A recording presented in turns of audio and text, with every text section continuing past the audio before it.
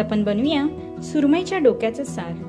मच्छीच्या वाटपासाठी आपण खोबरं, टोमॅटो, कोथिंबीर, कांदा, लसूण, आलं आणि मिरची हे वाटून घेऊया। यात हळद टाकूया, धना पावडर। अशी सुरमईची डोकी आपण साफ करून व्यवस्थित धुवून घेतलेली आहेत। ह्याचं सार पण खूप छान लागतं, जसं आपण बांगड्याचं सार करतो ना त्या पद्धतीचं। तेल गरम झाल्यावर आपण त्याच्यात वाटप टाकून घेऊ। वाटपात आपण ऑलरेडी कांदा लसूण घेतली असल्यामुळे मी कांदा लसूणची फोडणी घातली नाही। काश्मीरी मसाला पावडर, मालवणी मसाला,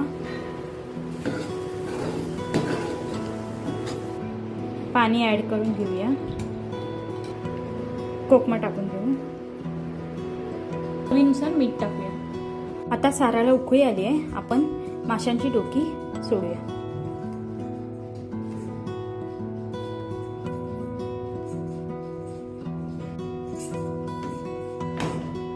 आता हे व्यवस्थित शिजलं की आपलं सार रेडी होईल।